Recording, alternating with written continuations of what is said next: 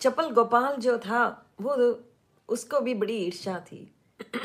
एक दिन उसे श्रीवास पंडित पे इतना क्रोध आ रहा था, ईर्ष्या हो रही थी कि उसने जो, वो दुर्गा का, देवी का भक्त था और देवी को अलग अलग रूपों में अलग अलग अर्पण किया जाता है पैराफिनेलिया। कहीं पर शराब, कहीं पर मांस, ऐसा भी जो देवी के दूसरे रूप हैं दुर्गा के, उनमें अर्पण किया जाता है। तो उन्होंने क्या किया कि श्रीवास पंडित के घर के बाहर लाकर चपल गोपाल ने ये सारा सामान रख दिया, मांस रख दिया, शराब रख दी और कहा कि ये ढोंग करता है, ये कहता है ये वैष्णव है, पर ये तो देवी का भक्त है, ये वैष्णव नहीं है, ये ढोंग करता है, ये नाटक करता है। उसे बहुत क्रिटिसाइज किया उन्होंने श्रीवास पंडित को। जब श्रीवास पंडित को उन्होंने इतना बोला तो श्रीवास पंडित तो क्या कहते हैं, ही इज़ वेरी हम्बल।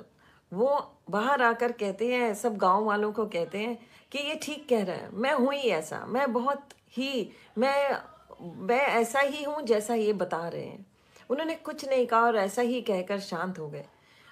और भगवान तो सब जानते हैं, चैतन्य महाप्रभु की कृपा है उन पर।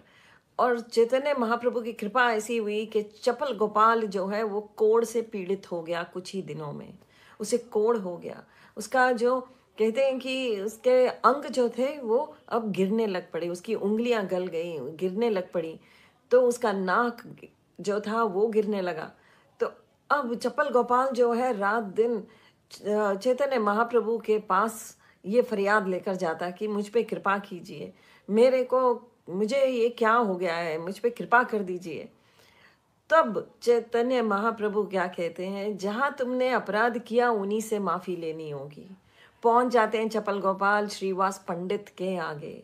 श्रीवास पंडित से कहते हैं कि मुझ पे कृपा कर दीजिए। चैतन्य महाप्रभु तो इतना क्रोधित थे कि कहते हैं कि तुमने मेरे भक्त के लिए ऐसा किया है, तुम्हें तो 10,000 वर्षों तक ऐसे ही जलना चाहिए, ऐसे ही तुम्हारे को इसी रोग में रहना चाहिए। पर श्रीवास पंडित जो है वो कृपा कर देते हैं। तो कहने का भाव है कि जब हम वैष्णव अपराध करते हैं, किसी के लिए निंदा करते हैं, तो हमारा, कहा गया है, भगवान कहते हैं मैं उस व्यक्ति से प्रेम नहीं करता हूँ, मैं उस व्यक्ति को देखना भी नहीं चाहता। और हमें किससे माफी मांगनी होगी? केवल और केवल जिसके प्रति अपराध किया वो ही हमें माफ कर सकता है।